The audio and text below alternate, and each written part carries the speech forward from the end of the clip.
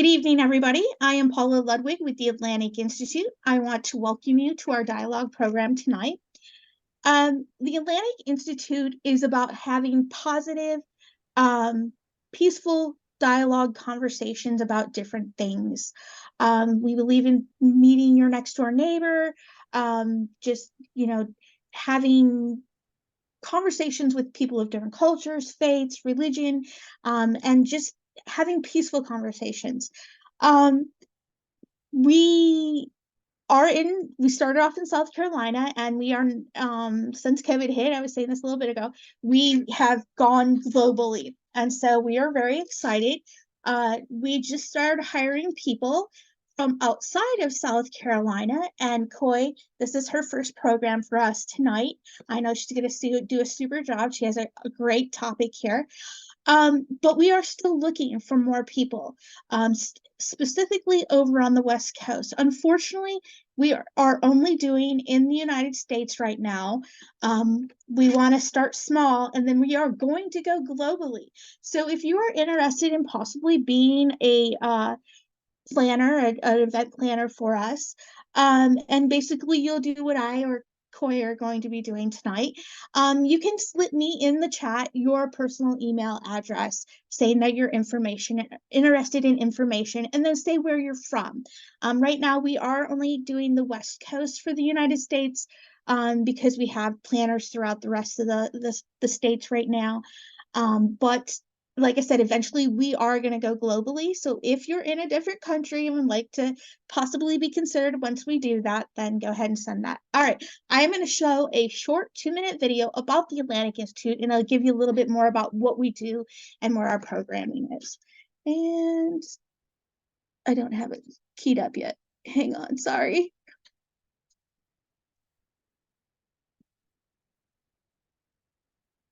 There it is.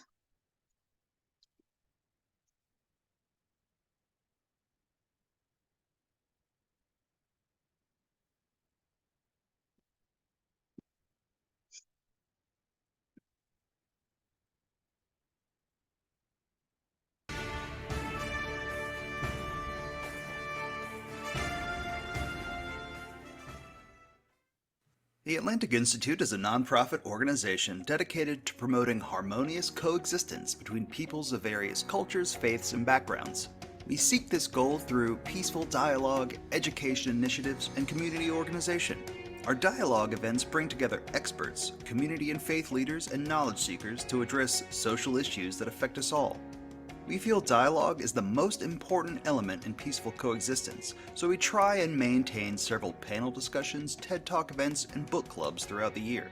These events touch on social issues, race relations, and cultural understanding, and are a mainstay of our programming. The Atlantic Institute's education events are extremely important to our mission of understanding. We want to promote socially forward critical thinking to students of all ages. To that end, we have developed programs that seek to grow the creative spirit of students and help them think about their communities and the world around them. Our Future Leaders of Dialogue event brings together nominated elite students to learn from each other as well as political and business leaders.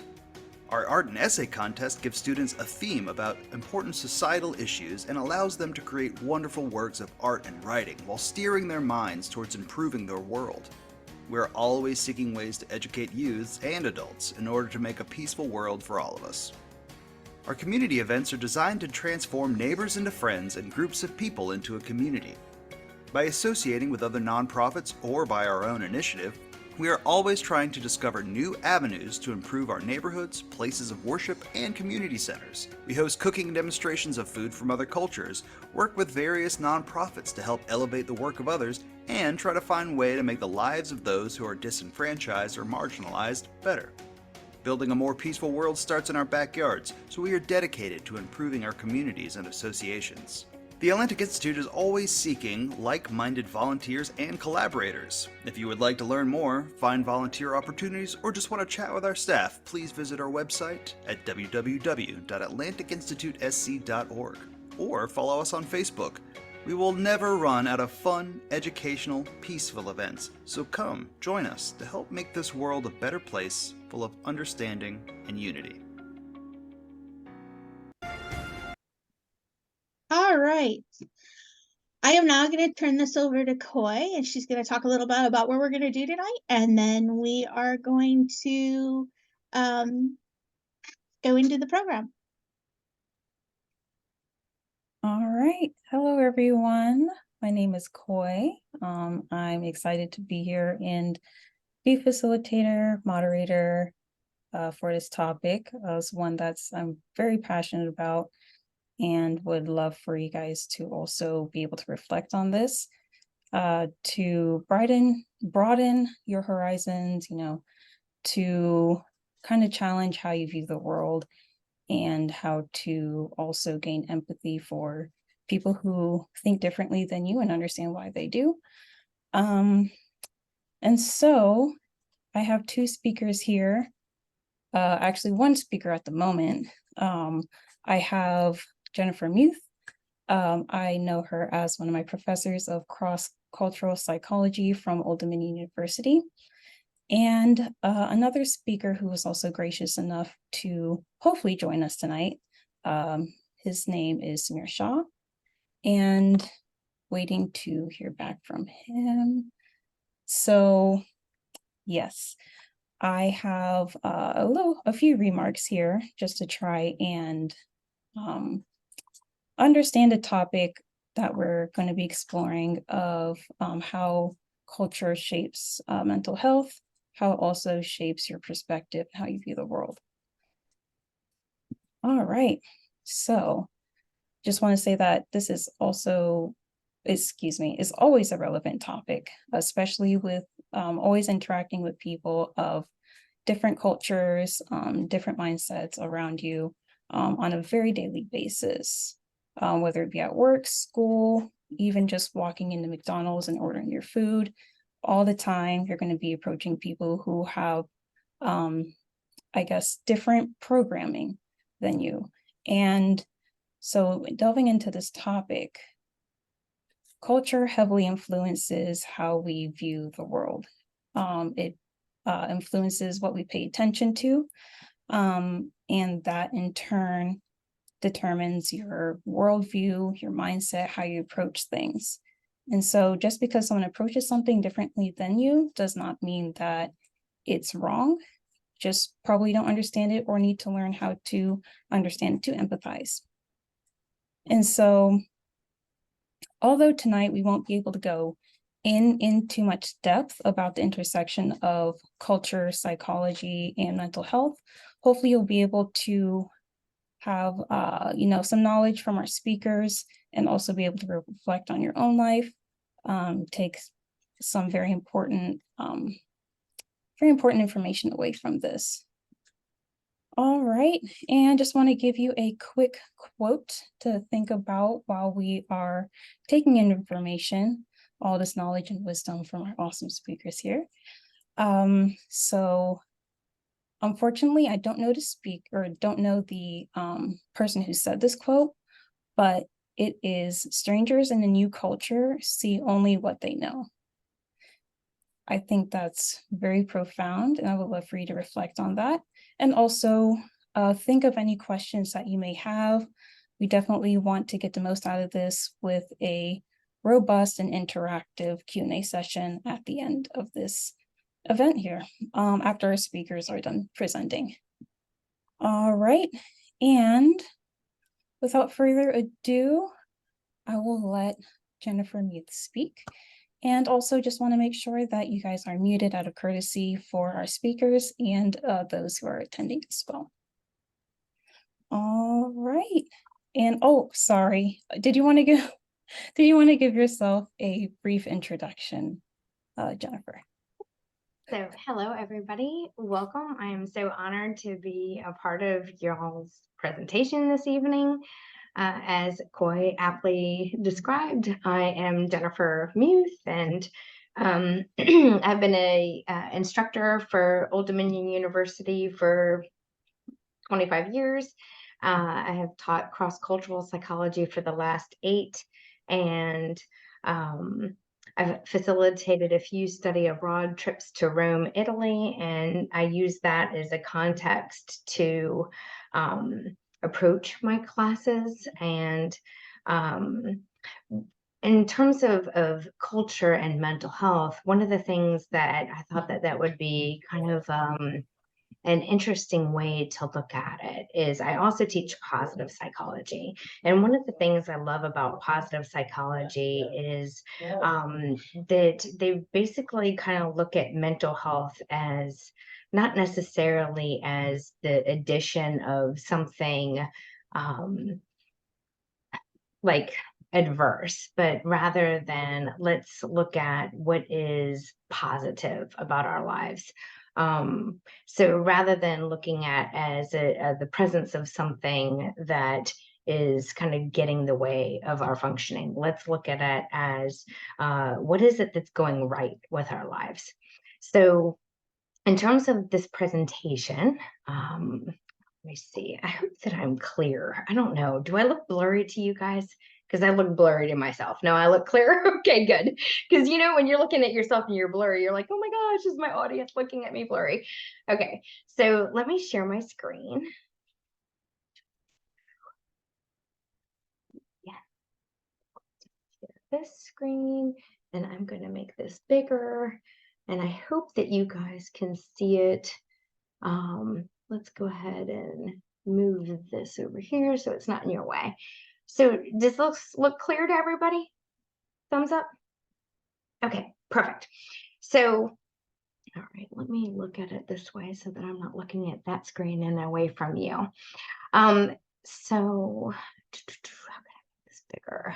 Okay, that's not what I meant to do. All right, issues already. All right, so subjective well-being is a person's perception and self-judgments of their health and well-being that includes feelings of happiness and life satisfaction. So in terms of happiness research and subjective well-being, if we look at the distinctions between the two, the term subjective well-being is kind of preferred over happiness because sometimes we're not always happy, right? In terms of like the continuum of mental health, if you say to yourself, gosh, you know, today, you know, I might be here on that rating scale. That's how we are most days, right? So subjective well-being is a key component of quality of life, and its measurement is crucial to understanding how to improve people's lives.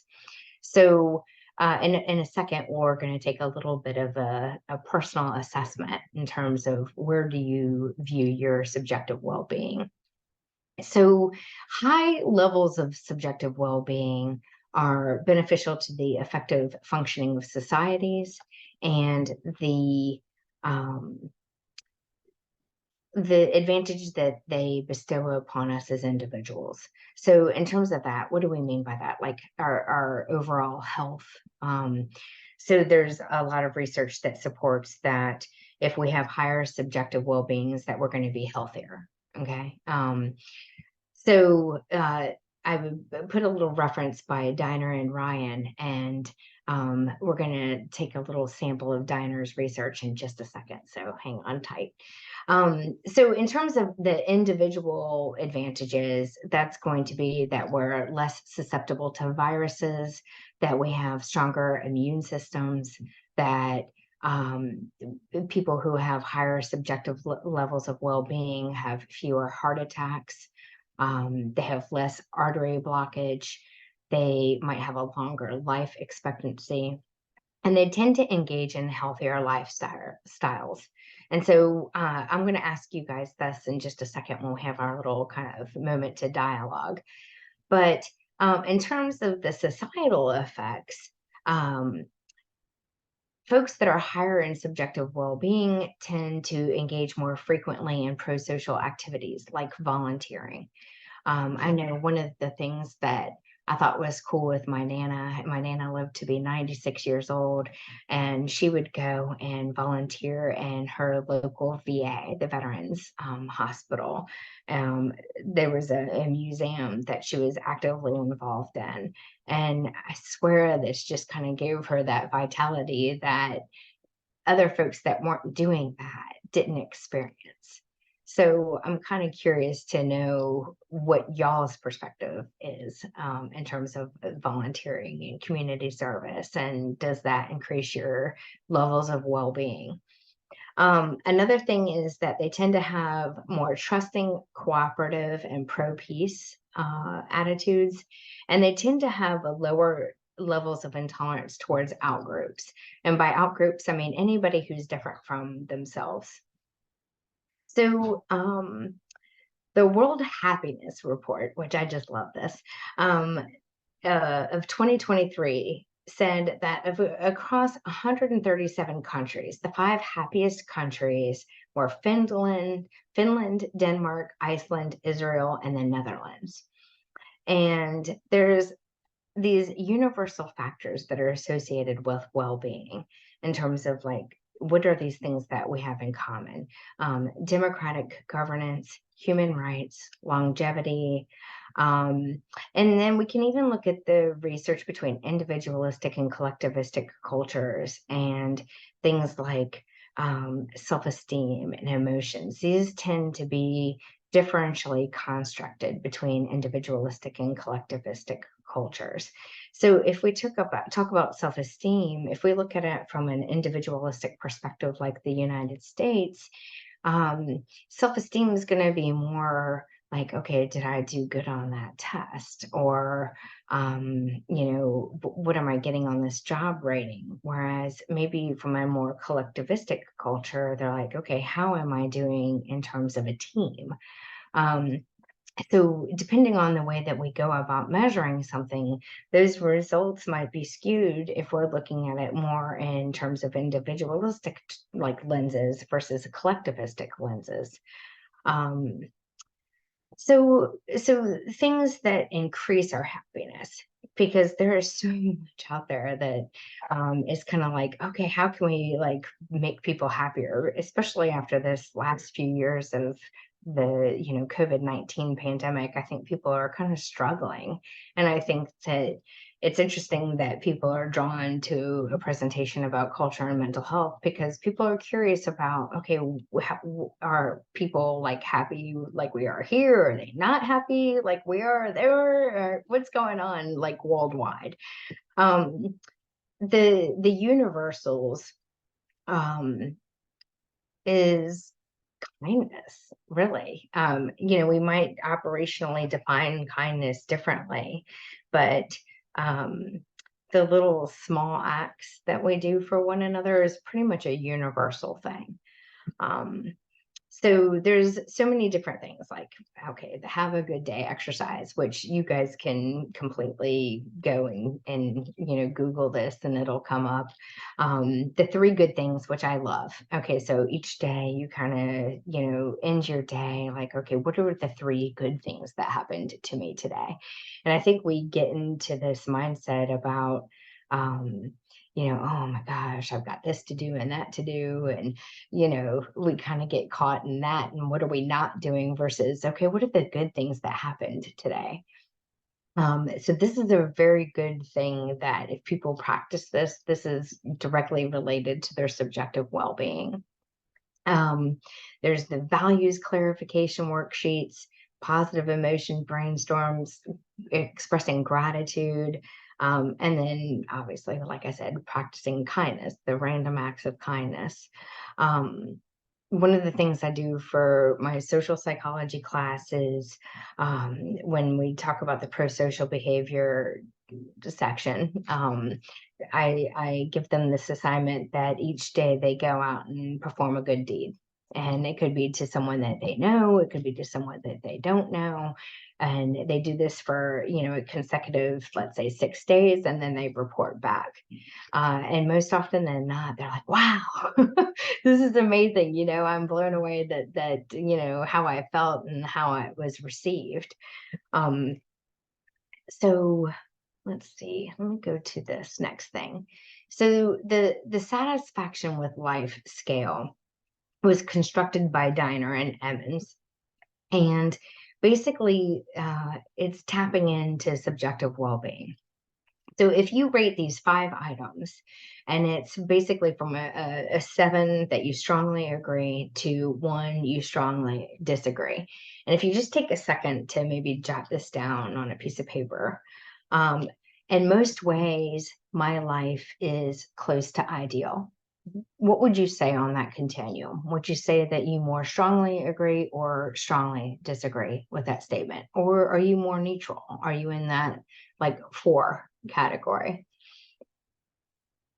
Second, the conditions of my life are excellent. Do you more strongly agree? Or would you say, I disagree with that? The third thing, I'm satisfied with my life. Where are you on that? Next one, so far I've gotten the important things I want in my life. And then finally, if I could live my life over, I would change absolutely nothing. And so what these researchers demonstrated is that, let me see, if we say 7 times 5, 35, that's like you're in that highly satisfied category. Or are you kind of like in that middle? Let's say 4 times 5, 20, like you're in that like average zone. So before I talk any further, let me just stop my share here and open up the floor to invite you to tell me where you are with this. Do I need to silence myself? Mute.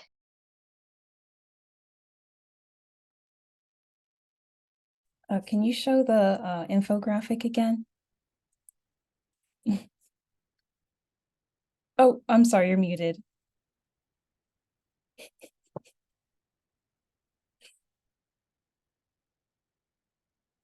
Hold on, let me see.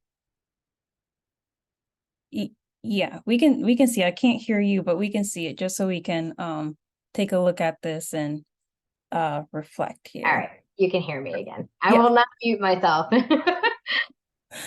Okay. And I will say that I did this like a short presentation because I thought I was sharing the floor with another person. So I was trying to keep it short and sweet for you guys. So I'm sorry if it seems like too crypt. No worries. Yeah, unfortunately there was some miscommunication about the date, so I'm not entirely sure that they will be able to make it. I did ask them and see if they would still be able to join last minute. If I just didn't want to be overly brief. Oh, no worries, no worries. Let's see. So I guess I'll go first to try and, ease some of our apprehension of speaking up here, because I know that's me too, but I am in another position right now. So I'm like, okay, let's just, forget the nerves.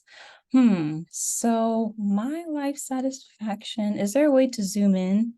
Maybe there's a way for me to zoom in. There we go. Hold on.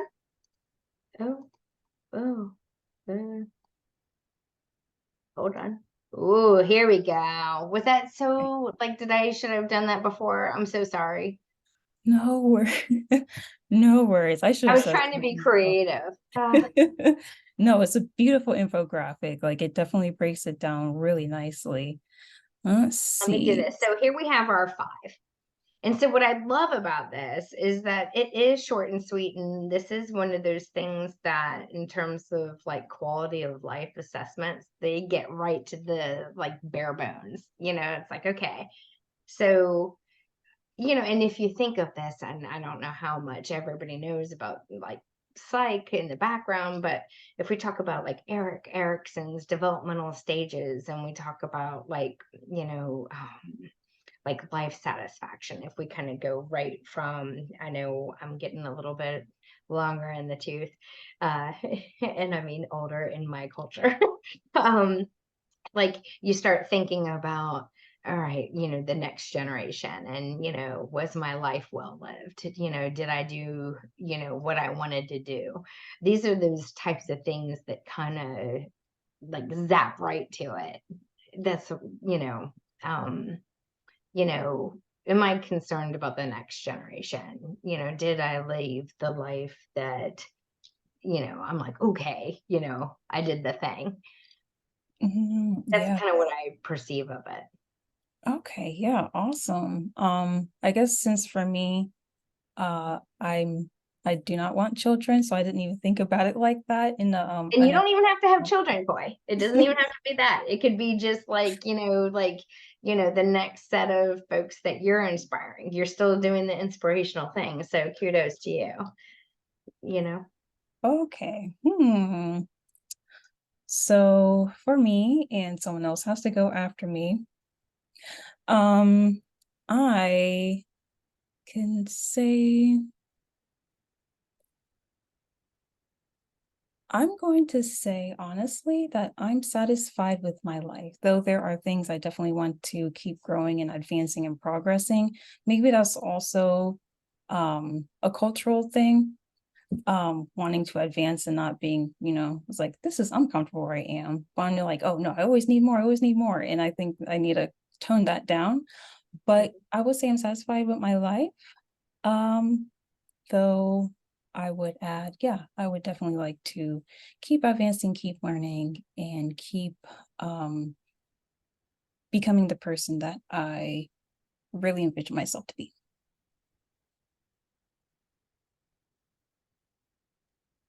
So, something that I find like interesting is I kind of looked at this two different ways in like I want to say macro and micro, where like if I'm looking at my life in the grand scheme of things, like in the 28 years that I've been alive, like how satisfied am I with, you know, in each of these areas? I would have to say that I'm fairly satisfied. Like, I enjoy my job. I've graduated from college. I am married. I've got a dog that is harassing me right now.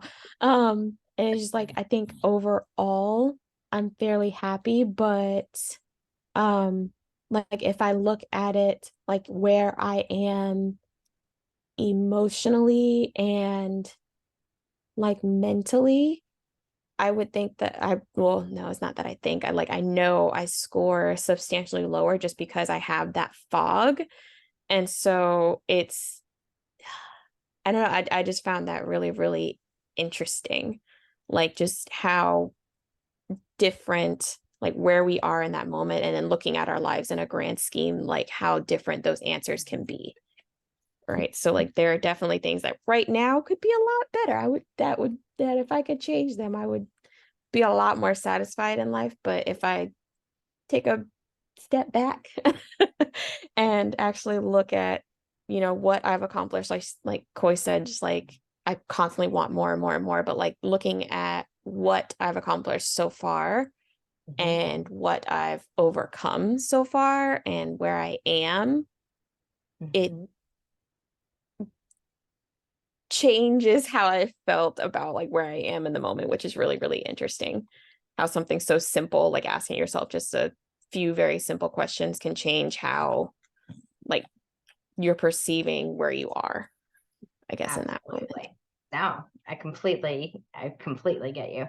And so I think that that's kind of what, like when we talk about, the continuum of physical health, and how like some days we're feeling like, I can take on the world, and then other days we're like, oh my gosh, I need like 10 cups of coffee to kind of conquer the world. You know what I mean? Like that continuum, of physical health, we give ourselves a lot more latitude than we do with mental health. And I think that that's a very important thing that, we have to be mindful of, that like not every day are we going to wake up and be like, okay, I'm ready to conquer the world and I feel like I lived the best life lived. So that's not even what I'm trying to do with this presentation, because that's not life, right? We're subjectively influenced by other other people's moods. We're subjectively influenced by temporal factors like traffic and weather and, so many things, so many different things.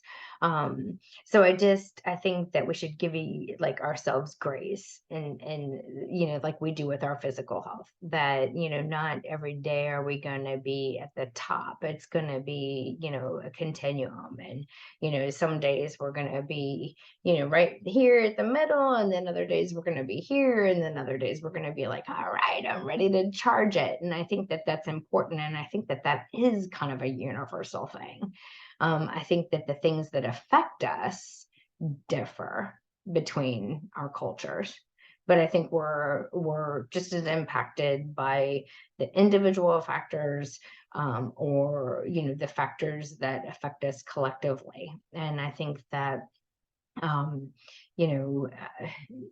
think that different times in your life, you could be affected by individualistic things and collectivistic things. And I think that personally, as I've gotten older, I've become more collectivistic, where I'm like, I'm impacted by the people in my life more than maybe what I would have been 25 years ago. So I think that those are the things that we have to, kind of keep in mind in terms of, our mental health. And I think that that's why I chose to focus on subjective well-being, because it's not necessarily the absence of something abnormal, but the presence of something, something that like gives us that, okay, we got this. And I feel like that's something that needs to be kind of put out there more. And I hope that that's what y'all are getting from my contribution to this. But anyway, I've talked too much. I'm going to mute myself, and I want to hear other people's perspectives. Where am I mute? Where's my mute? Oh. I know this little this little thing's out of hand. I know, the interface, like trying to figure everything out. All right, here I am. Okay. All right. So I want to say thank you for that. And also thank you for sharing, Tavinia. Really appreciate that. I didn't even think about looking at it from a micro, macro, and also tying in like the continuous aspect of life and how we are definitely going to answer this differently depending on the day, depending on probably even the minute, moment, second. Yeah, so just want to open up the floor to everyone else, and also just want to say I do apologize. There was miscommunication with the other speaker. It does not look like he'll be able to make it, and always great things with your first time doing something. So I apologize for that, you guys. Though we can still get a lot out of this talk here. And if you have any other questions that you would like to delve into more so, or if you had, definitely any questions when you looked at the title of the event, like what came to mind, anything we can discuss would be great. So I know I'm probably going to end up talking a lot. I have a bad habit of doing that when I end up in discussions. Just answering the question of like what I thought of when I saw the title of the event, chill out. Like I definitely, being 100% honest, like I constantly think about so let me start that over again. So we live in a not culturally saturated, but a very diverse like area here in like the Hampton Roads area, just because even if we're only taking into consideration the big military population here. So I've personally have had the pleasure of working with people from very different cultures from mine. And so when you're working with someone, you literally spend a great majority of your time with them. And so you see a lot of things. Yes, you're going to be different at work than you are going to be at home, but those things seep into who we are, and they come out in our everyday lives at work. And so it was, I think the biggest example for me was a few years ago, I worked in a department that was 90% like older Filipino women. That is very different than I grew up as a, one second, hold on.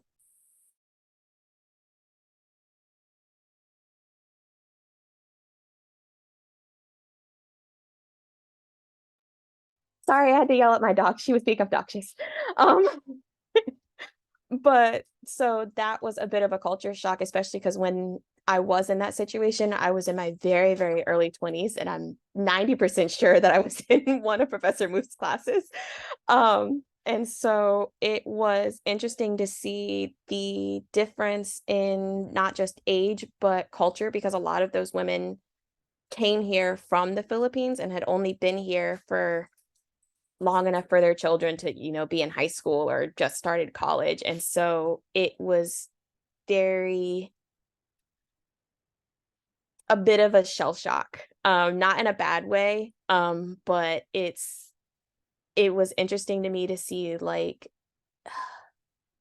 my own biases coming out and how they shifted over my 2 years there, where they kind of adopted me into the culture in the sense that I kind of kept getting asked, when are you having babies? Which it was a stereotype that a lot of Asian women have. They constantly ask when you're going to get married and when you're going to have babies. And so it was very different than me growing up, because we were all I grew up in an environment where it was just like, you need to do what you need to do before you bring another person into this world. And so it was nice, but also a little irritating. But I understood that, or I came to understand that they meant well. It's just that they really wanted me to get the most out of life. And that was just their way of saying it. Because what if I didn't want to have kids? But that's, once again, another cultural thing that I kind of had to learn to not accept, but embrace. And I kind of enjoyed having that cultural difference every day when I would leave home and go to work. Um, and so I kind of learned to love it in a weird way, and all of their idiosyncrasies. And so as far as like my mental health portion of this, I had also thought about how, and once again, a lot of my comments are going to come from my lens as a Black woman. And so, as a general rule, I guess, or as a cultural norm, mental health isn't something that's always been touched on in the Black community. It has been in more recent years, excuse me. But my parents, my grandparents, they didn't really talk about it, right? I'm pretty sure I was the first person in my family to go to therapy.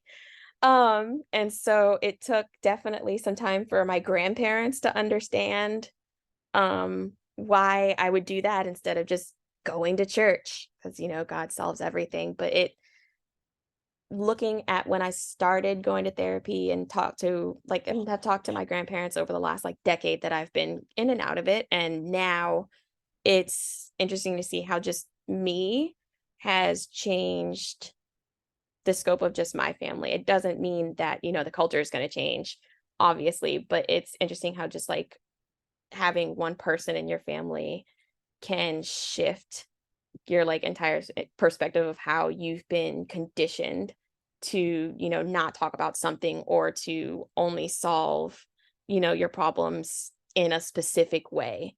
Right. So those were like the two big things that I thought of when I saw this event pop up. So, or when Koi shared it with me, rather.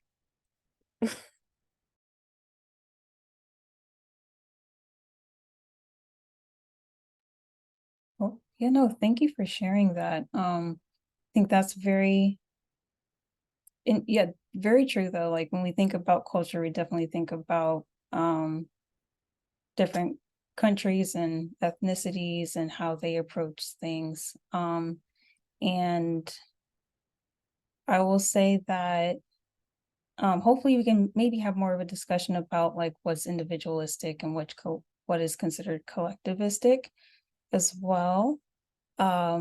Because I have volunteered as a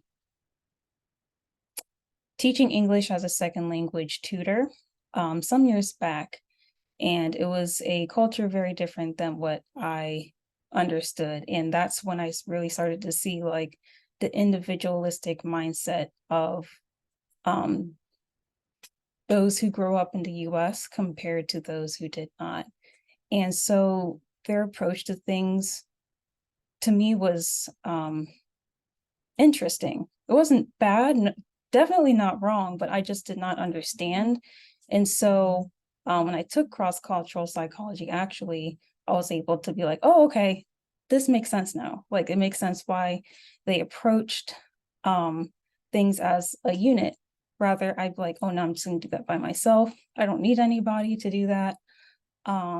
Or, so I also started to see the value in being able to work in groups and thinking of a unit, but still seeing yourself as separate, which I'm guessing is like the very intense individualistic brand of individualism we have in the US.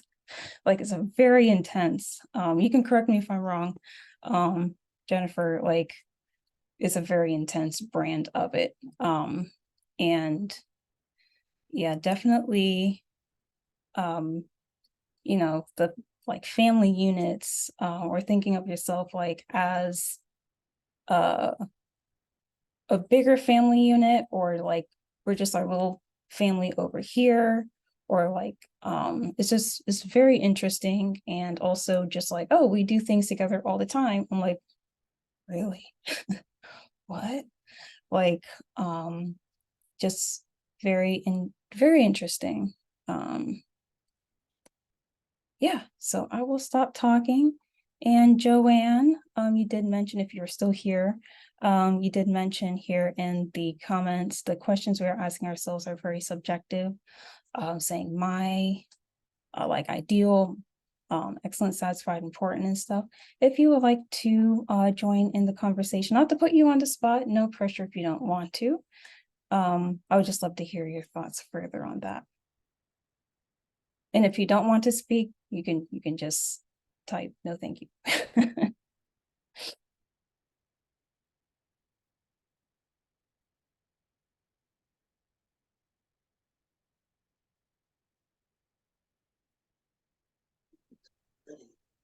Hi, Coy. Hi, everyone. Hello.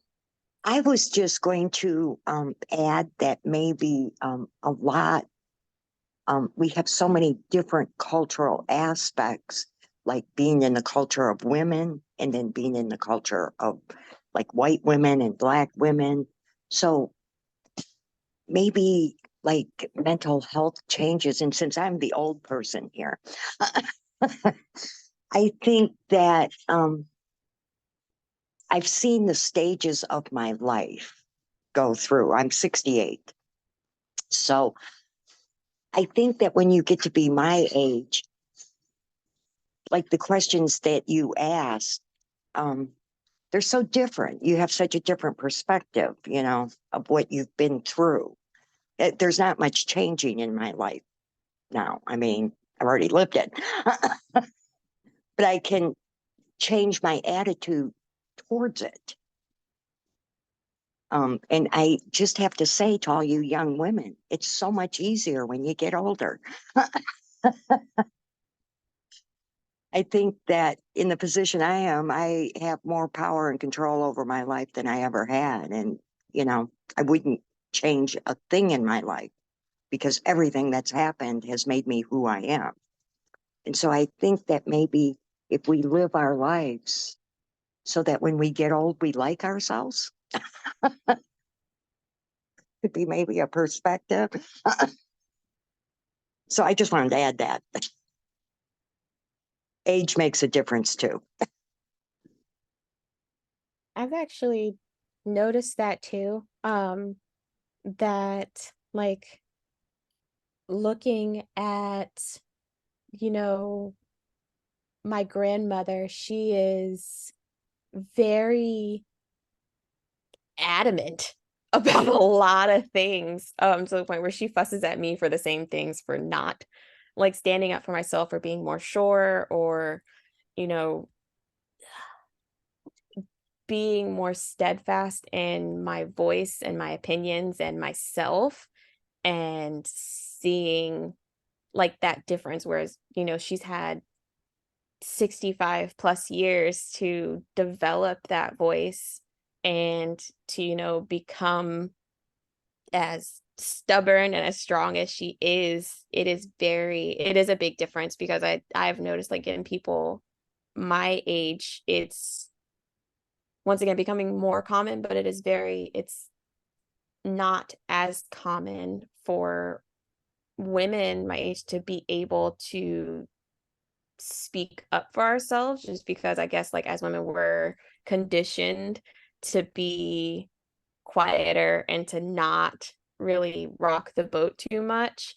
And seeing my grandma out here just kind of doing her thing and not caring what she said, not caring about what other people say or think, but with regards to herself, like, if you don't like her, she doesn't care.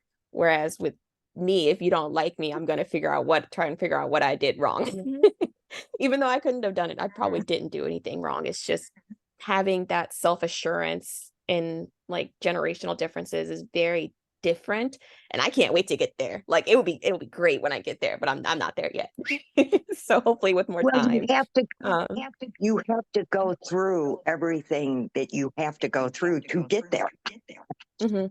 Like, you can't jump from, how old you are with all the experiences. Like, if we knew when we were young, what we know now, youth would be no fun. Hmm.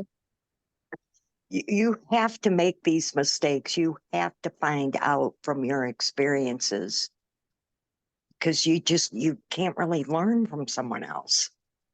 That reality is the way I feel about it. Like, I just have to go through what you have to go through to get, but trust me, you're going to love it.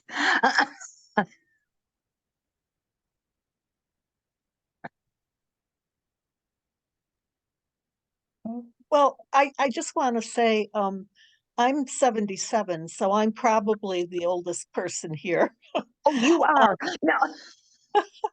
But not every older person is happy. I mean, there are some bitter older people. Um, so hopefully, as you're on your path through your life and learning things and having experiences, you can just keep an open mind that even from bad experiences, you're learning something. I try to do that even at this point. Um, if I'm experiencing something that I don't like or whatever, I try to sit back and just look at it, and I'll either decide it doesn't matter a lot or what can I learn from this? So that's my 2 cents. Absolutely. Thank you, Tosca. Am I saying that correctly? Oh, Perfectly. it was Barbara. Barbara. Oh, Tosca and Barbara. Okay, I was trying to Yeah. make sure I said Tosca correctly. Barbara, I know how to say. Mhm. Thank you. Thank you. Yes, I have quite a name. Appreciate you guys for sharing. Definitely, like, I didn't think about, also um, that how age definitely makes a difference in how we also approach mental health, how we view the world, how we respond to it, and how that in turn, helps us learn how to respond to the world in a way that we feel more confident in our own selves. It's Um, it's oh, almost like a different culture. exactly. Just kind of like we're from the United States, but in Michigan it snows and in South Carolina it doesn't, like, so being young and old, it's different cultures. We were brought up in different times, different technology, Mhm. different, you know, different True. things, and then add in where you're brought up, and even if you're in the same country, in other countries it's the same thing, you know, like, Mhm. so Yeah, for yeah. sure. Definitely. And I think it's really interesting being able to also define what culture is. I feel like it's such a ubiquitous, omniscient thing that we don't even realize it, like, it's obviously not tangible. I mean, artifacts of it are tangible, but like if you try and define culture, it definitely can be like we're made up of multiple cultures if you think about it. Yeah. And so, yeah, very, very interesting for sure. So we have a few minutes left here. We are in the last 10 minutes, and I see, oh, I saw someone had their microphone unmuted, but that's fine. If you want to speak. It was me, Koi. Oh, hello, Ray. How are you? I didn't realize we're almost done. I was just gonna add, like, so I'm currently in my master's program. I just started it for clinical mental health counseling. So like the first course, the one that I'm currently in is we're just learning about like the different life stages and like the psychological like crises that you go through in each stage. And it's just interesting to me, like um just like the aspects of that. Like when I look back, me personally, when I look back to like when I was like 20, 21, I would have thought me at 28, like, oh, that's old. Like I'm gonna be old, like, when you hit the dirty 30, like, your life's over. Well, not over, but now I'm here and I'm like, I would not go back for anything, like I learned a lot back then, but like now, like I'm happy with who I've grown into, if that makes any sense. Like I wouldn't go back. So Absolutely. Sorry, I've been sitting here trying to clear my throat and it still wasn't working. Absolutely.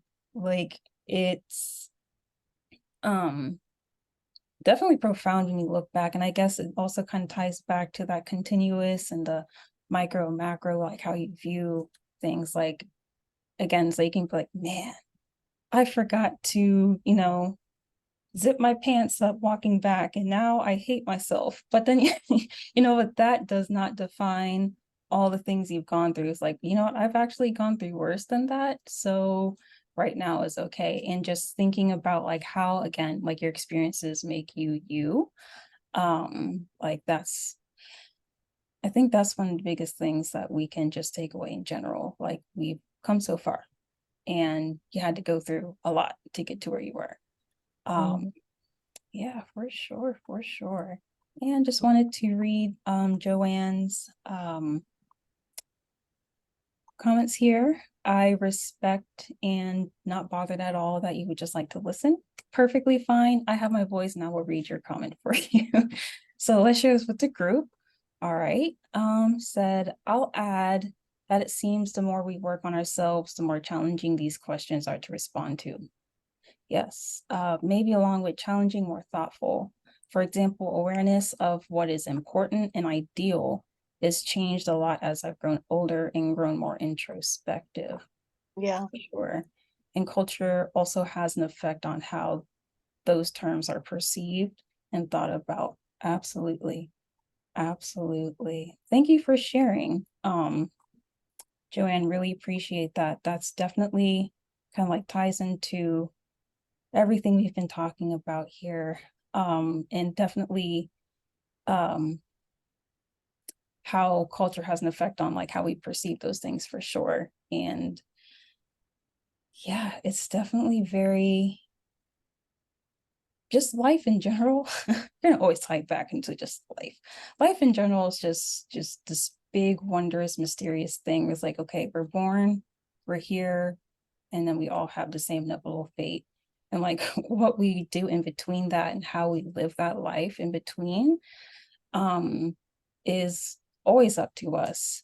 And how we approach those things and how we take it in stride, if we see it as a positive, if we see it as a negative. And I think it also ties back into the life satisfaction scale, how, again, we approach those adversities in our life. And culture is definitely a big way, a big thing that influences that, and age as well, as we've discussed. So absolutely. Thank you guys for joining. Do we have any other questions, comments before we wrap it up tonight? I think I was kind of hoping this talk would be more about looking at different cultures, whether they're not in the United States, other countries, or people living in this country from different cultures than just white Caucasian women. Because I notice a lot of differences just when I'm out and about between the different cultures and how they interact with each other versus the Puritan white people. So I was kind of hoping for a little more of that in this talk. Any hope of having that in the future? Yes, I would say definitely for sure. Again, I was transparent at the beginning that this is my first talk, so I'm still understanding, how to steer the conversation. Also, thank you, Jennifer, for pulling the conversation, because unfortunately, the other speaker, again, there was some miscommunication there. The idea was to have two viewpoints to be able to make a more comprehensive conversation and approach to the topic. So sorry about that.